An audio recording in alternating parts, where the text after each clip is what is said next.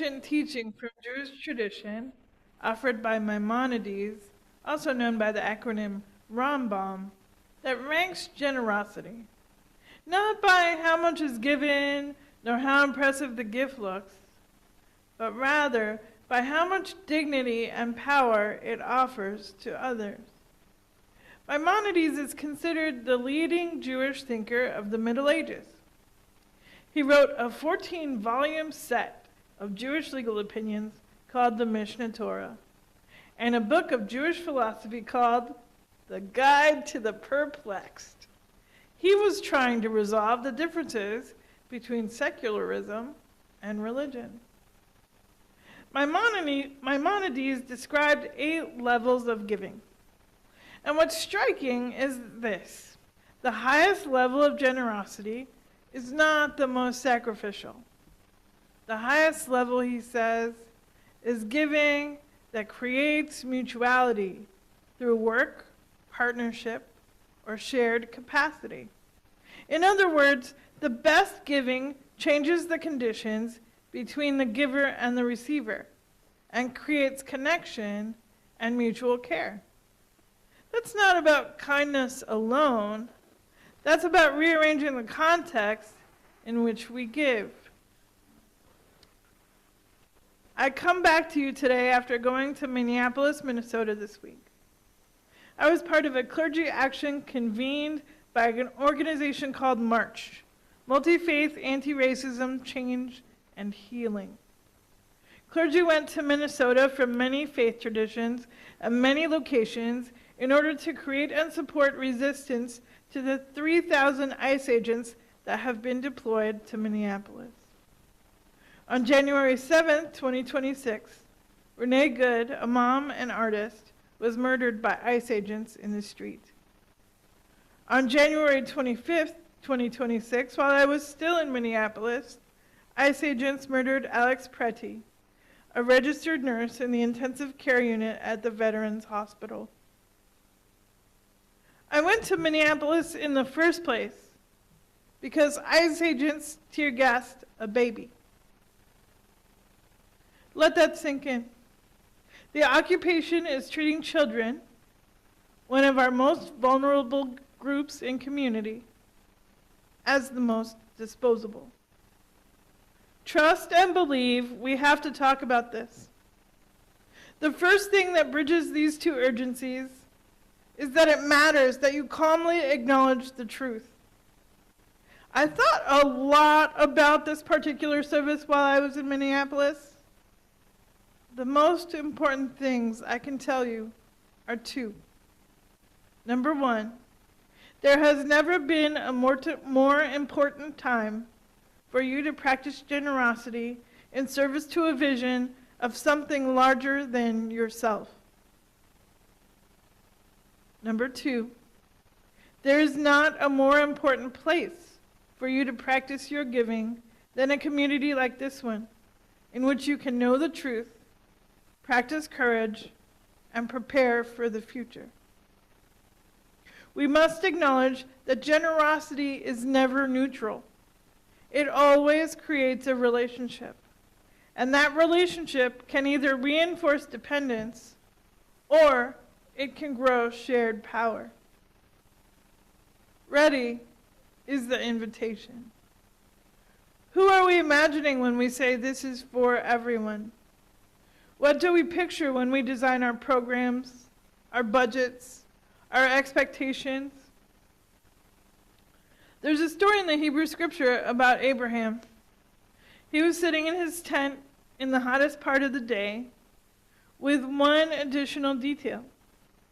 3 of the sides of his tent were rolled up, so that if anyone was coming his way, he could offer them hospitality. Suddenly, there were 3 men. Abraham greeted them enthusiastically and hosted them.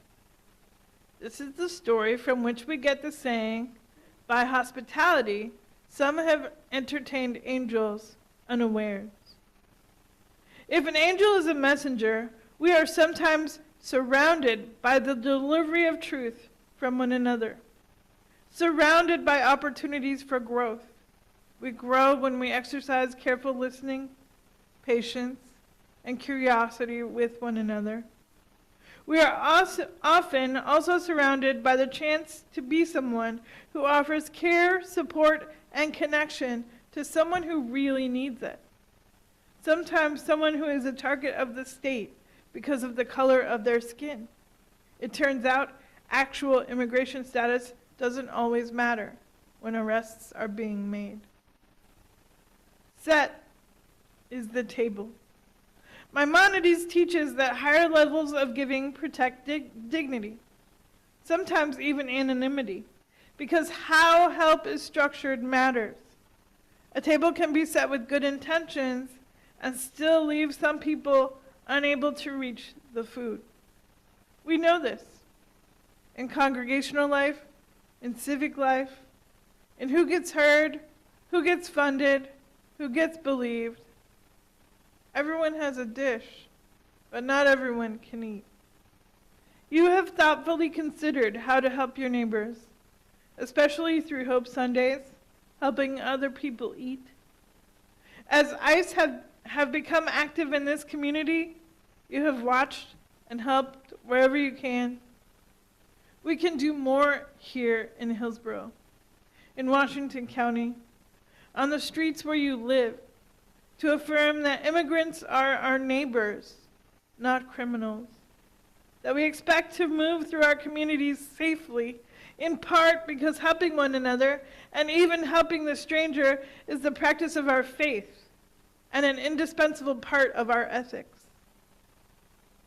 But listen, the invitation to support this community through regular financial contribution is not me nagging you to be generous. Please, God, allow it to sink us deeper than that. Into the possibility that is much more like a warm chocolate chip cookie. You and I are standing in front of the oven. It smells amazing in the kitchen. And whatever cookies we are baking are meeting your nutritional needs. Gluten-free, high protein, vegan, low sugar. We've got you. Whatever it is, there your warm, gooey, tender cookie is baking. And when they come out of the oven, I offer you one. This is the invitation to generosity, the possibility of joy, of having your needs met, of helping to meet the needs of others. And you can turn it down. Coercion is the opposite of freedom and joy. Just consider that if you can say yes, you can help support the future planning of this community and fund not only the things that make it work, but the things we dream about. In her book, Braiding Sweetgrass, Robin Wall Kimmerer teaches us, even a wounded world is feeding us. Even a wounded world holds us, giving us moments of joy and wonder. I choose joy over despair, not because I have my head in the sand, but because joy is what the earth gives me daily, and I must return the gift. And then we come to grow. Most plants cannot access enough nitrogen, phosphorus, or water on their own. Mycorrhizal fungi collect around the tree's roots and extend far beyond them, increasing the surface area available for absorption. The fungi deliver minerals and water to the tree. In return, the tree supplies the fungi with carbohydrates that it produces through photosynthesis. What did that mean? It means that trees have fungus on their roots that helps them by collecting nutrients and water, and then the tree feeds the fungus. Does that make sense? Are you awake? All right, I love you. The exchange happens continuously underground. It is regulated, reciprocal, and necessary. Neither organism is acting altruistically. Neither is performing a good deed. Separated, both are significantly likely less to survive. Biologists call this a mycorrhizal network, a system of mutual dependence that stabilizes the entire ecosystem.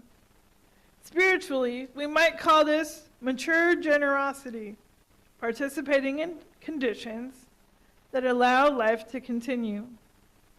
This is how you are connected to Minneapolis, by the web that connects us as humans, as communities, and as potential targets of an extra-legal, militarized fascist state.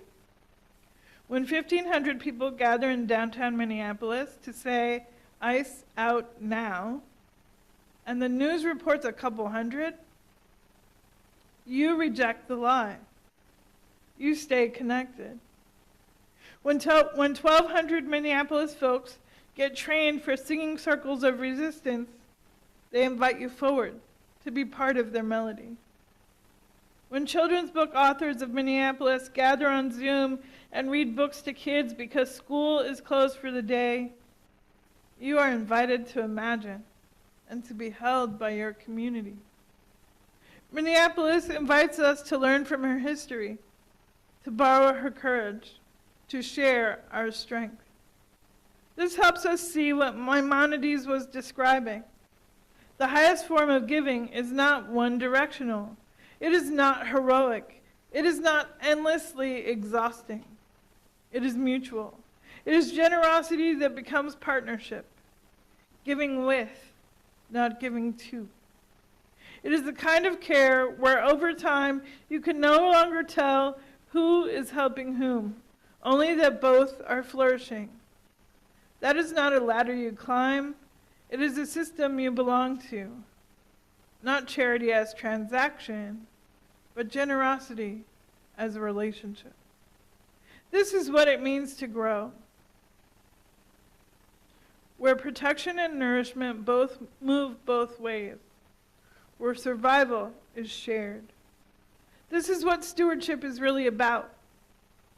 Not just keeping the lights on, not just meeting the budget, although yes to both healthy practices, but growing a community where no one moves alone, where we don't just offer resources, but learn how to hold them together. So when we say, ready, set, grow, we are naming a practice. Ready, noticing we are already connected. Set, arranging our life so dignity is protected and access is real. Grow, becoming a community where generosity strengthens everyone involved. Maimonides believed that the highest form of giving was the kind that connected people to one another because they learned how to care together. This week, I wrote a poem as part of the digital action from the March event. It's called Here We Sing of Minnesota. Here we sing of Minnesota. Lift your outside voices. Rise. When ICE comes to your neighborhood, 3,000 extra-legal cops who shoot, arrest, kidnap, and silence actual citizens not mattering, indigenous kin targeted also. You must learn your neighbor's name. It will rain down bread. Your voice is the sustenance. You must take your neighbor's hand. Your palm and fingers are the haven, and when your neighbors cannot leave their homes to do the jobs that pay them less, you must twist your networks into ropes of mutual aid, and together we must hold. The truths of groceries and rent are undeniable cicada songs that say, even in this constricting of times, we choose life. Our outside voices sing out love. You can try to cancel freedoms with your cruelty and lies, but no. Everybody's got to fight, each one finding the piece of resistance they can hold. Minneapolis knows her past, it makes her strong. Let me teach you, she says, how love holds on, knows its strength, and in the face of fascists, never lets go. That's the generosity we are growing toward. Ready, set, grow.